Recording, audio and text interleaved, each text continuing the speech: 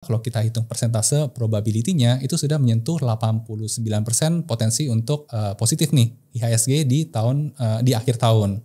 Nah, kalau seandainya misalnya di tahun 2023 ini Desember juga IHSG positif, berarti probability-nya sudah 90%. Nah, jadi memang meskipun nggak ada kepastian yang pasti banget, tapi high chance nih untuk IHSG itu berpotensi untuk menutup positif ya di akhir tahun 2023.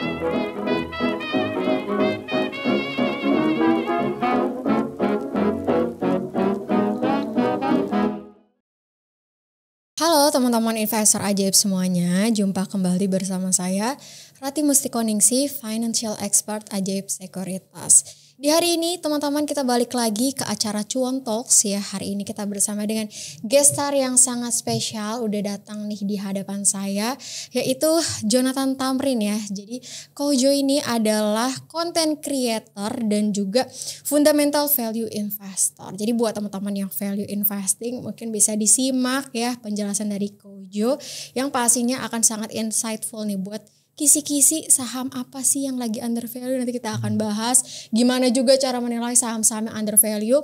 Nanti juga kita akan bahas secara mendalam. Oke, langsung kita mulai aja ya teman-teman. Kita kenalan dulu nih sama Ko Jonathan. Halo Ko, gimana nih kabarnya? Halo Mbak Rati, ya thank you. Sebelumnya halo semua ya buat teman-teman yang mungkin belum kenal saya Jonathan Tamrin. Saya sebagai content creator investasi saham dari sudut pandang fundamental. Nah, pertama kali sih kalau dibilang kenal saham itu sejak tahun 2018 ya. Nah, dari awal itu saya iseng-iseng sebenarnya baca buku. Nah, kalau teman-teman mungkin tahu bukunya judulnya Rich Dad Poor Dad, karangan Robert Kiyosaki. Nah, setelah saya baca itu, saya dapat pencerahan nih. Ternyata kalau untuk menghasilkan uang itu nggak melulu harus pakai aktivitas yang aktif ya, bekerja atau tukar dengan uang. Tapi juga bisa dengan pasif, salah satu dengan investasi saham ini. Nah, setelah udah mulai kenal, saya mulai fokus tuh gimana caranya ngembangin pendapatan pasif ini. Sampai akhirnya harapannya sih bisa financial freedom ya. Jadi dari nggak usah aktif lagi tapi bisa pendapatan dari pasif aja. Jadi kalau dihitung-hitung sih sebenarnya sih udah 5 tahun ya. Dari tahun 2018 sampai sekarang jadi content creator dan bergelut di pasar modal Indonesia. Oke deh teman-teman, jadi udah cukup lama ya dari tahun 2018 dan udah mulai investasi ya pastinya di pasar modal Indonesia nih. Kalau misalnya Kojo sendiri ini apa sih yang membuat tertarik tadi selain mungkin melihat dari biarkanlah aset kita yang bekerja buat kita gitu. Nah iya, jadi kalau dari investasi saham itu kan kita bisa dapat pendapatan itu dari dua tipe ya, dari dividen sama dari capital gain-nya. Ya berbeda dengan pendapatan yang aktif, kita harus menukar waktu dengan bekerja gitu tenaga dan waktu untuk mendapatkan uang. Tapi nanti kalau kita tua kan ada masanya kita tak bisa bekerja lagi. Ya, jadi dengan investasi saham ini harapannya kalau sudah dipupuk pengalaman dan keterampilannya dari sekarang dari masa muda, harapannya nanti di saat tua itu tinggal menikmati hasilnya aja. Oke, jadi jangan bilang kalau misalnya kita mau mupuk dana untuk dana pensiun tuh nanti aja kalau udah di umur 40-30 gitu ya kok ya. Mungkin dari sekarang ya teman-teman dari umur 20-an ya why not kita udah kumpulin kita punya dana pensiun dari sekarang gitu ya. Itu terkait dengan profile dari Ko Jonathan sendiri ya dan juga tadi milestone-nya di pasar modal Indonesia. Dan sekarang kita akan bahas terkait dengan saham ya. Kalau Kojo sendiri dan teman-teman mungkin juga di sini udah merasakan IHSG udah balik lagi ke 7.000. Kemarin sempat di bulan Oktober itu balik lagi ke 6.000-an ya, 6.600-an. Terus sekarang udah balik ke 7.000. Tapi kok sahamnya masih di situ-situ aja gitu ya. Mungkin ada teman-teman yang bilang kapan nih saham saya naik. Padahal saya belinya saham-saham yang value, punya value, harganya juga lagi murah. Tapi kok IHSG-nya naik, saham saya gak ikutan naik. Nah gimana sih yang harus dilakukan investor saat kondisinya tuh lagi kayak gini nih kok. Jadi yang naik saham itu aja gitu. Oke, ya benar banget ya tadi Mbak Rati bilang kalau IHSG ini kalau kita perhatikan dari November kemarin itu sempat nyentuh 6.640-an ya. Lalu sempat mau rebound lagi sampai hampir 7.000 di tanggal 20 November tapi nggak nyampe tuh, dikit banget ya. Nah tapi meskipun ada rebound tersebut kita memang perhatikannya untuk saham big cap seperti 4 big banks ya di Indonesia, BCA, BNI, BRI, Bank Mandiri. Itu satu ya nggak kemana-mana di periode reboundnya IHSG tersebut. Nah kalau kita perhatikan lebih dalam lagi, memang ternyata saat ini itu kondisinya itu nggak bisa disamakan dengan kondisi yang waktu dulu nih. Di mana kita bisa ikut cerminan IHSG pergerakannya dengan saham big four, big caps aja. Karena sekarang ada pemain baru nih, gitu ya. Di mana saham-saham yang IPO terutama yang sempat rame, ya sebutlah AMMN sama Brand ya. Nah kalau AMMN ini sejak dalam waktu 5 bulan pasca IPO itu harga sahamnya sudah naik 200% nih. Sedangkan yang brand ini lebih heboh lagi. Dia dalam waktu 2 bulan aja naik harga sahamnya udah sampai 500%. Nah bahkan sempat heboh juga dia tepat menduduki nomor 2 ya terbesar market cap-nya setelah BCA gitu. Betul. Nah ini otomatis pasti mengganggu banget pergerakan dari IHSG ya. Jadi memang kenaikan dari IHSG kemarin kalau saya lihat sih memang ditopang oleh euforia saham-saham IPO ini yang naik secara signifikan. Betul. Jadi kemarin tuh hampir ya saham brand ngalahin BBCA karena udah nyalip BBRI ya. Kemarin sempat nomor 2 untuk market cap ya padahal baru IPO ya kok ya. Kemudian kalau kita lihat tadi jadi apa nih yang harus dilakukan investor? Apakah investor tetap aja nunggu dulu ya, tunggu momentum yang pas nih sampai nanti mungkin big caps kemudian tadi big banks ada potensi di akhir tahun nih adanya window dressing, mungkin bisa di share nih Kon. Oke, kalau menyikapi dari sudut pandang kita sebagai investor ya, nah sebenarnya sih untuk kondisi market yang saat ini sebenarnya bisa dikatakan bisa kita cukup santai aja, apalagi kalau kita punya time frame-nya cukup panjang nih investasinya nih, mungkin 2, 3 atau 5 tahun ke depan. Kalau memang time frame panjang itu sentimen-sentimen jangka pendek itu sebenarnya bisa kita abaikan selama saham-saham yang kita pegang itu memang kita sudah analisa ya secara fundamental memang bagus, kita belinya juga di valuasi terdiskon dan punya prospek yang menjanjikan di masa depan. Jadi intinya sih kalau lihat kondisi saat ini, kalau dengan punya time frame yang panjang tadi dan pilihannya sudah benar, bisa tenang aja.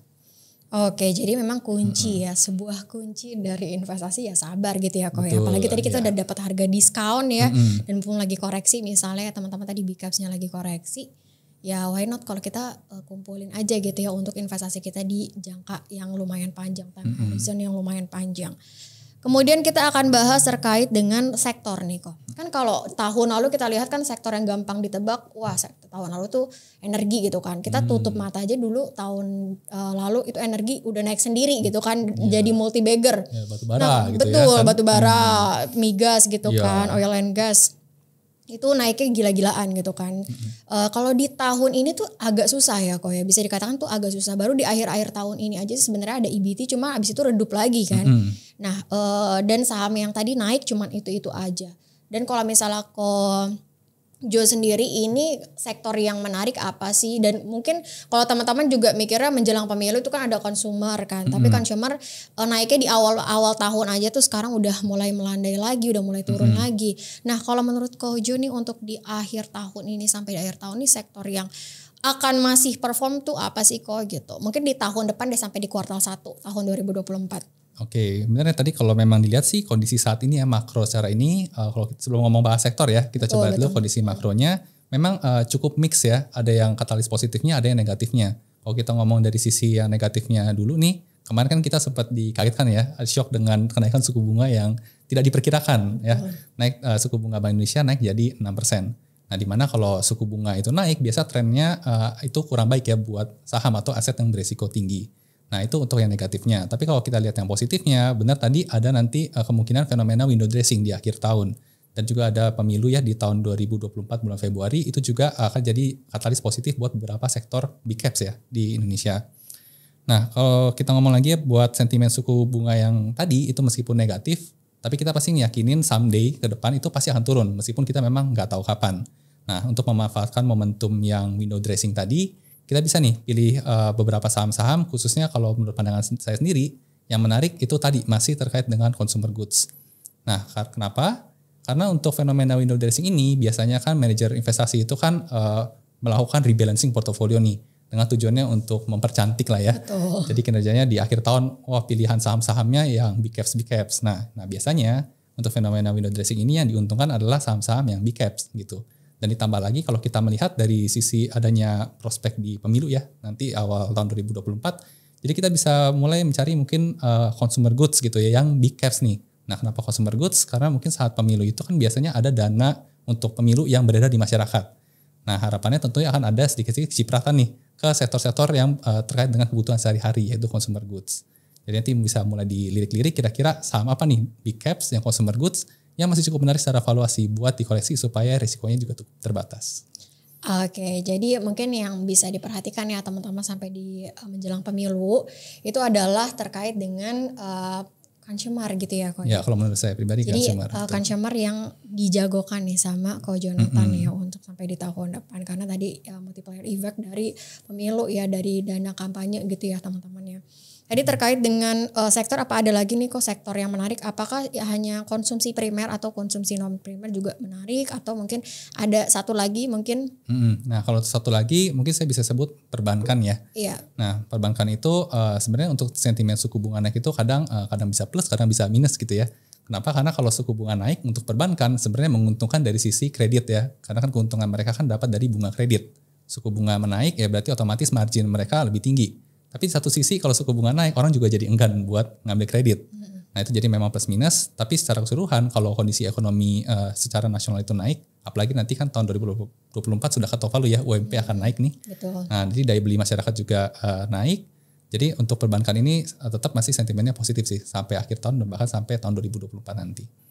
Oke, jadi tadi kalau misalnya perbankan walaupun suku bunga sebenarnya tinggi tapi ekonomi kita tadi masih solid ya. Misalnya waktu dari sisi moneternya ditekan gitu ya, tapi dari sisi fiskalnya terus dikasih stimulus gitu ya Ko ya.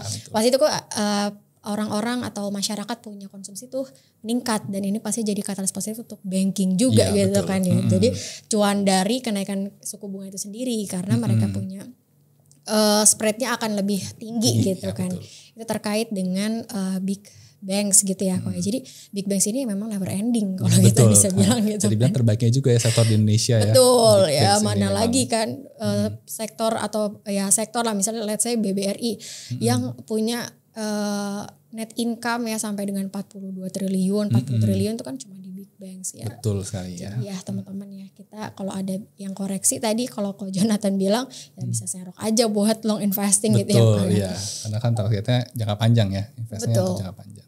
Betul. Menarik. Tadi mungkin bisa diperhatikan ya teman-teman sektor yang mungkin bisa dijadikan teman-teman watchlist gitu ya sampai di tahun depan. Nah, kemudian kita akan bahas sekarang, tadi kan kalau misalnya Ko Jonathan sendiri itu kan lebih ke fundamental. Betul, ya. Cara menilai suatu saham tuh lebih ke fundamental. Nah, mungkin bisa dikasih tips and trick nih buat teman-teman investor ajaib. Gimana sih cara Ko Jo sendiri untuk melakukan screening, mencari saham-saham yang punya value yang oke atau yang under value gitu.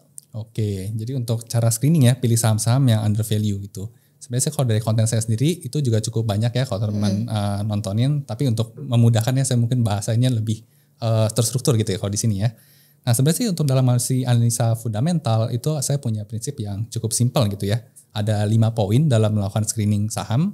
Yang pertama itu kita harus pastikan dulu kalau perusahaan yang mau kita invest sahamnya itu bebas dari atau aman dari resiko gagal bayar atau bangkrut. Nah, buat kita tahu apakah perusahaan ini aman apa enggak dari bangkrut, kita bisa cek dari laporan keuangan dari sisi laporan neracanya.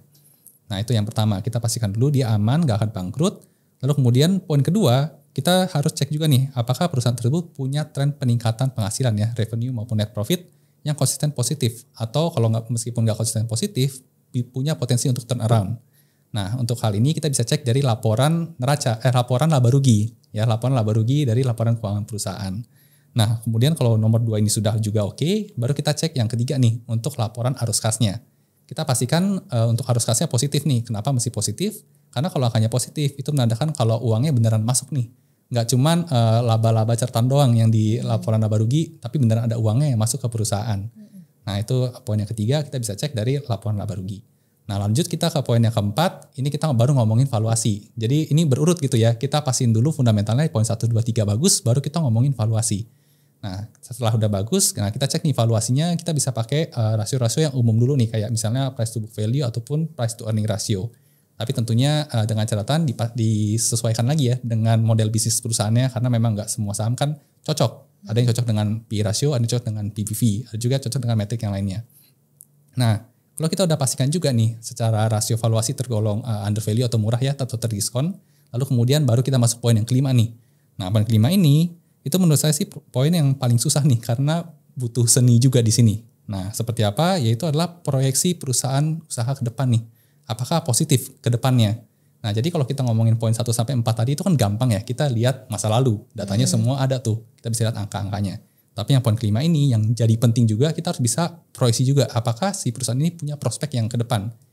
didukung dengan makroekonominya juga, apakah dan sektornya, apakah juga mendukung nih saham yang ini punya prospek keuntungannya meningkat di masa depan. Nah, karena ini jadi penting karena hal ini jadi penting karena dibutuhkan buat ngambil strategi nih kapan mau entry dan kapan mau exitnya.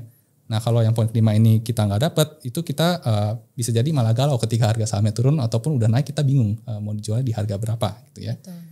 Nah, tentunya kita tentuin target harga jual dengan asumsi prospeknya positif yang tadi itu terrealisasi. Jadi ada 5 step gitu ya, Kak Ojo ya. Betul. Yang pertama tadi kita lihat dari laporan keuangannya, balance sheet, profit loss, sama cash flow ya teman-teman ya. Terus kemudian tadi ada juga terkait dengan rasio pasar, PE/BPV. Nah, itu mungkin teman-teman udah sering dengar ya. Tapi ini perlu banget gitu ya. Kalau mungkin ada yang sering dengar tapi mengabaikan nih. Kadang suka ignore gitu kan. Walaupun udah tinggi PE/BPV-nya ya gas aja gitu kan, FOMO gitu ya. Terus yang kelima ini tadi ada kualitatif gitu ya. Jadi melihat juga nih kira-kira secara makronya seperti apa. Terus kemudian tadi prospeknya ya 5-10 tahun misalnya itu akan seperti apa. Apakah perusahaannya masih ada, masih berdiri atau yang memang udah bangkrut gitu ya teman-temannya. Jadi mungkin bisa diperhatikan tuh hal-hal yang seperti itu. Jadi ada 5 step. Nah kadang kalau misalnya kita udah ngikutin nih misalnya nih Ko ya. Step-step tadi. Nah ini mungkin ada beberapa teman-teman yang value investing merasa udah dapetin yang cocok mencakup tadi beberapa dari kriteria tersebut tapi kok sahamnya gak kemana-mana. Nah ini kan mungkin sering juga nih kita ada di bursa kan banyak tuh hampir ada 100 ada 900 saham gitu kan. Kita udah screening ternyata sahamnya gak kemana-mana di situ-situ aja. Apakah kita terjebak dalam value trap atau mungkin seperti apa yang harus dilakukan teman-teman investor kalau misalnya udah akumulasi di saham tersebut gitu. Oke, ngomongin soal value trap ya, memang nih kadang bikin galau gitu ya. Kita merasa pilihan kita udah benar tapi kok kayak gak kemana-mana gitu atau malah turun gitu ya. Nah sebenarnya untuk value trap ini kalau menurut saya sih bisa terjadi ya kalau seandainya kita tidak melakukan analisa fundamental secara lengkap. Ya secara lengkap itu yang menurut saya tadi 5 poin yang tadi. Nah karena kalau menurut saya terjadi value trap karena hanya ngelakuin analisa yang nomor 4 tadi nih soal valuasi aja. Betul. Ya jadi kayak cuma lihat kuantitatif gitu ya betul, kok ya. Nah, cuma lihat PE, PBV aja murah ya udah di bawah 1 misalnya ya udah beli. Nah tapi nggak ngelakukan analisa yang lain nih apakah perusahaannya itu untung, apakah dia hutangnya cukup rendah ya cukup aman atau nggak punya prospek yang bagus. Karena kadang saham itu murah karena memang layak dihargai murah gitu ya. Karena harga murah itu kadang menunjukkan kualitas perusahaannya juga yang biasanya kurang oke gitu kan. Nah kalau kita beli seperti itu maka kita bisa terjebak dengan value trap. Nah kita bisa cek nih apakah kita bisa kembali cross check ya ke saham-saham yang mungkin teman-teman tadi galau itu dilihat lagi nih apakah memang dari segi keuangannya itu membukukan keuntungan yang konsisten positif atau malah rugi terus gitu. Nah kita juga cek juga rasio utangnya apakah aman atau malah ketinggian. Dan kita juga bisa cek juga nih kondisi makro terhadap saham ini apakah prospeknya juga cukup oke ke depannya. Nah kalau seandainya ternyata itu tidak di checklist ya nggak oke ya berarti bisa jadi teman-teman masuk ke value trap. Oke, jadi jangan satu kriteria doang. Tadi kan bisa dikatakan satu kriteria lihat dari rasio pasarnya ya kok ya. Murah sih ya, tapi memang wajar segitu ya untuk valuasinya dihargai murah memang ya. Betul. Karena mungkin prospeknya tadi kurang menarik untuk jangka panjang atau mungkin tadi dari sisi historicalnya ya mereka punya kinerja keuangan tuh sebenarnya ups and down gitu ya. Betul. Bahkan cenderung menurun misalnya ya. Jadi mungkin bisa diperhatikan secara historisnya juga gitu ya kok ya. Oke, terus kemudian nih kita sekarang kan tadi udah ngomongin window dressing, berarti kan kita udah mau ke akhir tahun, gak kerasa. Perasaan kemarin tuh baru tahun 2022. Ya. Sekarang kita udah mau window dressing lagi tapi beda tahun gitu ya, di tahun 2023. Nah, kalau misalnya di tahun 2023 ini ya, kalau misalnya secara historis ada gak sih kok misalnya aset-aset tertentu atau mungkin sektor-sektor tertentu ini yang di akhir tahun biasanya tuh perform nih, mungkin bisa di-share nih. Oke, kalau ngomongin aset-aset tertentu yang kemungkinan besar pasti naik, yaitu ada namanya deposito dan reksadana pasar uang gitu ya. Nah, cuman memang itu kan kalau udah kepastiannya tinggi ya biasa returnnya memang rendah gitu ya. Betul. Nah, kalau ngomongin kita return yang lebih tinggian gitu ya, dengan memanfaatkan momentum window dressing ya sebenarnya juga ada sih di saham ini gitu ya. Kalau kita lihat secara historis memang IHSG itu selama 10 tahun terakhir, khususnya di bulan Desember ya, itu angkanya positif terus ya kecuali tahun 2022 kemarin. Kecewa ya, gitu kan. Jadi itu menunjukkan memang tidak ada kepastian yang sangat pasti ya di pasar ya. Betul. Nah tapi meskipun adanya merah tadi ya di tahun 2022 kalau kita hitung persentase probability-nya itu sudah menyentuh 89% potensi untuk positif nih IHSG di akhir tahun. Nah kalau seandainya misalnya di tahun 2023 ini Desember juga IHSG positif, berarti probability-nya sudah 90%. Nah jadi memang meskipun nggak ada kepastian yang pasti banget, tapi high chance nih untuk IHSG itu berpotensi untuk menutup positif ya di akhir tahun 2023. Gitu. Jadi optimis ya kok ya optimis. Di bulan Desember ini IHSG kita hijau ya. Betul. Hijau royo-royo gitu ya teman-teman ya. Oke. Kemudian kita akan bahas terkait dengan tadi kita udah bahas under value kan, saham-saham under value. Nah, mungkin bisa di-spill nih ke teman-teman investor aja. Saham yang sekarang lagi under value itu apa sih kok? Nanti kita kasih disclaimer kok, tenang aja kok. Oke nih. Wah, udah nyebut kode saham ya itu tadi ya, mesti disclaimer nih. Ya teman-teman ya. Nah, karena yang setiap orang tuh punya style investasi yang beda-beda. Betul. Ya. Yang menurut saya temukan under value ya mungkin menurut Mbak Rati atau tim Ajaib atau teman-teman tergolong fair value atau over value gitu ya. Dan mungkin juga ketika saya temukan under value saya infokan, tapi juga belum tentu dia akan langsung naik juga besoknya gitu kan. Malah bisa turun juga ya, meskipun biasanya sih terbatas penurunannya.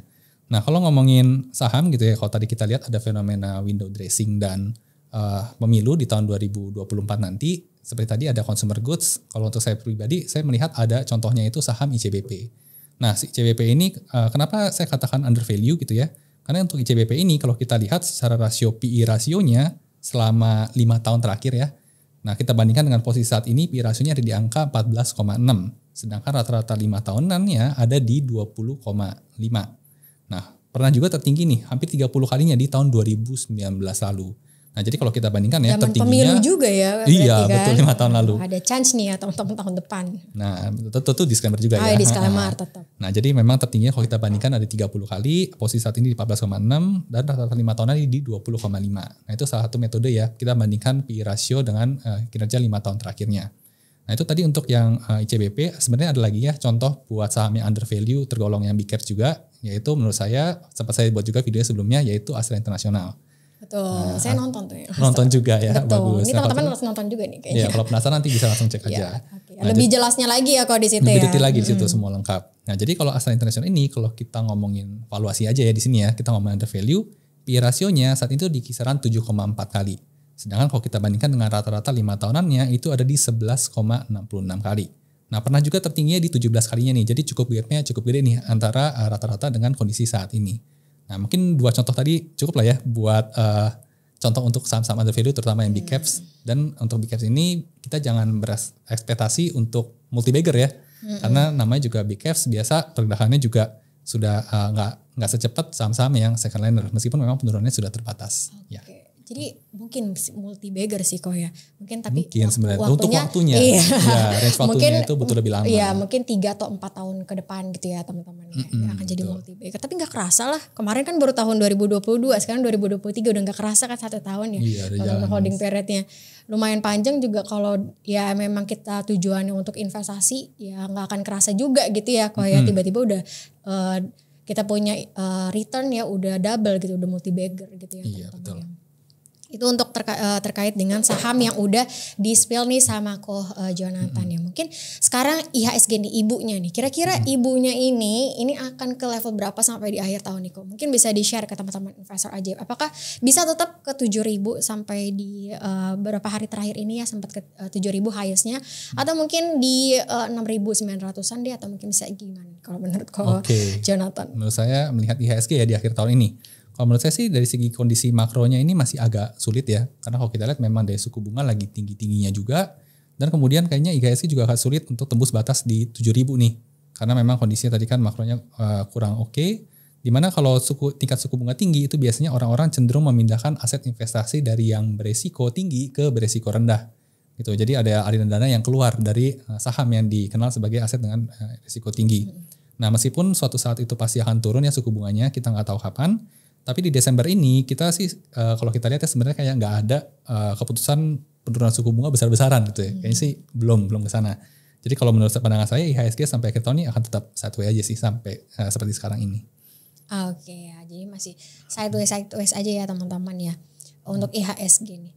Nah, Ko Jonathan ya, tadi kan kita udah bahas terkait dengan value investing. Nah, kalau Kojo sendiri sebenarnya ada nggak sih pengalaman pribadi gitu saat Kojo itu melakukan value investing, konsisten untuk investasi terus membuahkan hasil dapat saham yang mungkin multi-bagger gitu ya, mungkin bisa di-share nih ke teman-teman investor ajaib. Oh ya, oke. Jadi kalau ngomongin value investing itu kita ngomongin yang termsnya cukup panjang ya, dan cukup panjang atau holding period yang menurut saya panjang itu sekitar di 2-3 tahun.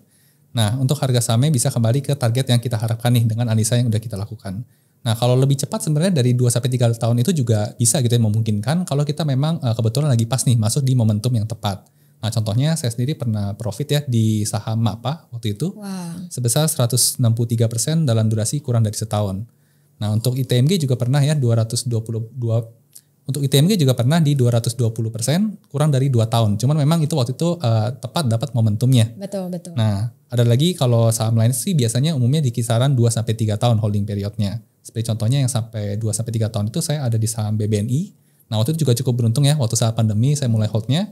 Itu sempat bagger juga di saham BBNI 100% setelah hold 2,5 tahun sejak pandemi kemarin. Nah, jadi memang kalau umumnya sih kisaran 2-3 tahun yang saya yakini. Baik ya teman-teman, tadi walaupun memang kita melakukan yang nggak capek, nggak istilahnya tuh nggak pas kita punya saham gitu ya kok ya. Jadi walaupun kita capek-capek screening ya, tapi terbayarkan karena tadi kita dapat multi bagger gitu dari sahamnya, ada yang 200%, ada yang lebih dari 100% lah dapatnya, berarti kan udah multi bagger tuh ya. Jadi teman-teman semuanya ya jangan takut atau mungkin jangan malas untuk screening ya suatu saham, valuasikan saham tersebut ya.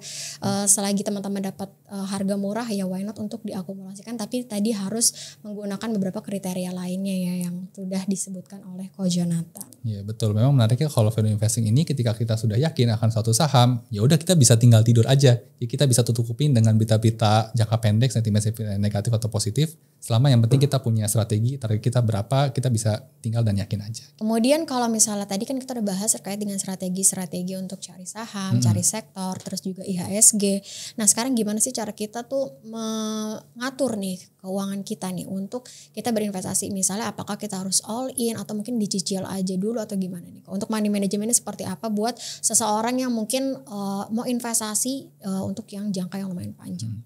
Oke, ngomongin manajemen ya, kalau ada tips dari saya, khususnya buat teman-teman yang mungkin masih pemula ya mau coba investasi di saham, itu sih menurut saya yang penting itu jangan tergiur dengan profit setinggi-tingginya. Ya, berinvestasi itu butuh proses, seperti contohnya Warren Buffett ya, orang terkaya, salah satu orang terkaya di dunia karena investasi saham. Dia itu kalau kita cek performanya, rata-ratanya selama setiap tahun itu rata-ratanya di kisaran 20% aja. Cukup untuk bisa membuat dia jadi orang terkaya. Jadi nggak perlu melulu yang sampai cuan ratusan persen. Ya, karena kita juga perlu manage resikonya aja nih, nggak cuma ngomongin cuannya aja. Nah, supaya bisa kita tetap stay in game juga. Nah, buat money management yang penting strateginya adalah salah satunya adalah diversifikasi. Nah, diversifikasi ini ada beberapa model, ada yang bisa dengan beda aset instrumennya ya. Ada yang saham, ada nyoba reksadana juga disebar, ada juga ke kripto, seperti Ajaib juga nyediain ya fitur-fiturnya ya buat kita invest di reksadana dan kripto.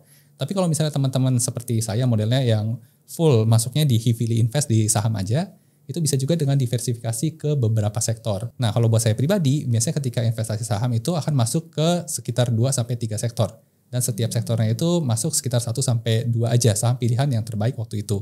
Nah, jadi kurang lebih sih akan sekitar 3-6 saham aja kalau di portofolio saya versinya. Ya, yang penting sih intinya sudah dianalisa dengan benar juga. Nah, dalam pemilihan sahamnya pun juga jangan melulu, kalau menurut saya itu jangan melulu isinya yang third liner atau second liner.